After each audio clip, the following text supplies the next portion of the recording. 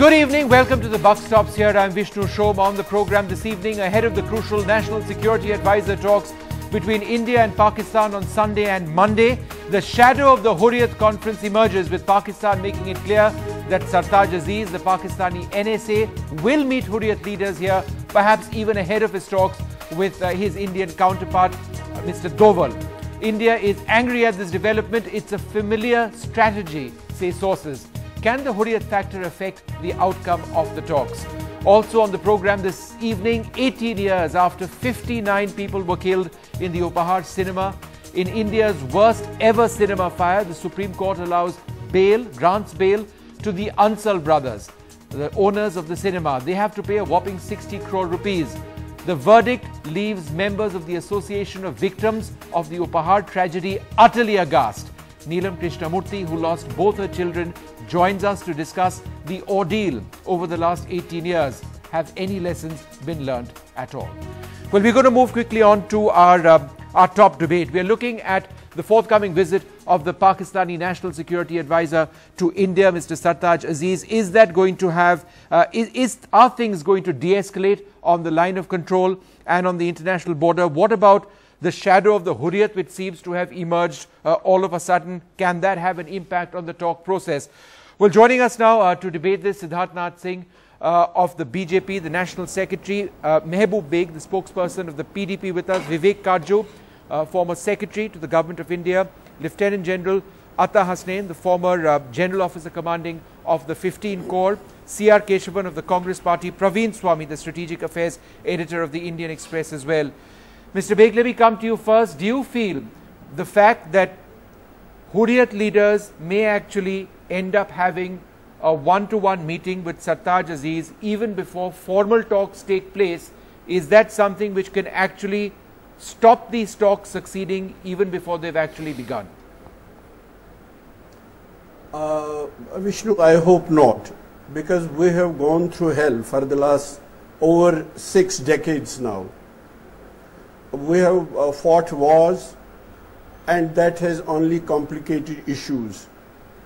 Now, for the first time, I think we have the right atmosphere, because we have a majority government at the center and Mufti Saab led coalition government in the state. And I think same combination was there in 2002 when Vajpayee was there and Mufti Saab was leading a state government. And we showed it to the country and to the whole world that we can live as neighbors and we can live in peace. And even right now, credit goes to Prime Minister that in spite of all hostile reactions, in spite of firing which is taking place in which our innocent citizens are getting killed and they have to live in fear and with fear, but he is trying to institutionalize things now. Okay, I take your now point, sir. Talks will be held at NSA okay, so level, talks will be held, and you level, feel that the which is very important. Yeah. Ambassador Kajju, let me ask you this. Just a year back, we saw this scenario where foreign secretary level talks between the two sides were called off because of the presence of the Hurriyat. It appeared at that stage that India had drawn a red line. At this stage, post-UFA, is India now trying to find a way around this red line we seem to have drawn for ourselves to engage Pakistan in talks, even with the Hurriyat around this time, perhaps meeting Mr. Sartaj Aziz even before the talks begin? Is this something we need to negotiate, this red line which we seem to have set up for ourselves? Vishnu, we must understand the principle why India set up a red line. Earlier governments had adopted a rather laissez-faire approach to this question of Pakistani leaders' interaction with the Hurriyat. But this government, Mr. Modi, took a very laudable step. I think he took the right step, where he said that in Simla, talks have to be bilateral. There is the principle of bilateralism embedded in the Simla agreement. And therefore, Pakistan has no right to project any party, be it the Hurriyat, be it any party outside India, as a third party in this issue, on the J&K issue. Unfortunately, to my mind, having drawn the red line and correctly having drawn the red line, Mr. Modi's government decided, for whatever reason, to start resiling from it. And therefore you saw that when the Foreign Secretary, Mr. Jaishankar, after his visit to Pakistan, returned here, the Pakistani High Commissioner called in the Hurriyat to brief them on what had transpired in the talks. Yes. The Pakistanis have gone one step further this time. This time, like before Mr. Modi had drawn the red line, the Pakistanis seem to be wanting to engage the Hurriyat, and the desire is clearly to project them as the true representatives of the people of Kashmir. Now, the question before us is this, that having once drawn a red line, a government loses credibility both nationally and internationally, certainly diplomatically, if it starts fudging. It is for Mr. Modi's government to decide on these matters. But Mr. Modi came in with a very high credibility.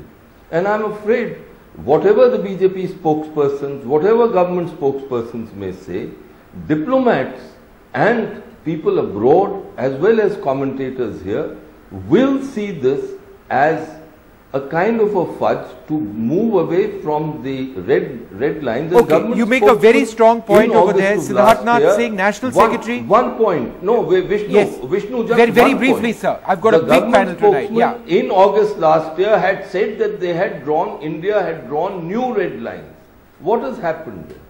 That is my only point. Mr. Siddharthnath Singh, would you like to reply to that? What has changed? I mean, if you look at the border situation now, there is intense firing.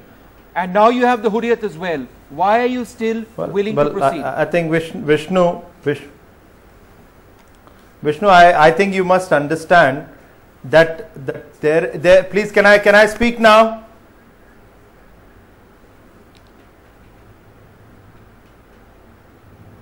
Yeah, go ahead, sir. Go ahead. Thank you, Vishnu. I think if interruptions are not there, we will be able to keep our point well.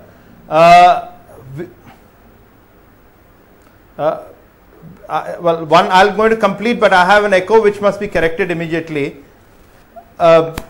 Vishnu, we must understand that in UFA, the decision has been on operational talks, not on diplomacy.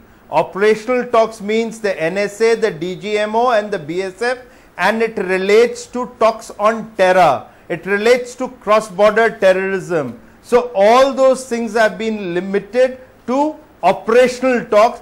Diplomacy will come on the success of the operational talk, and that is where the red lines are, and they remain very much intact.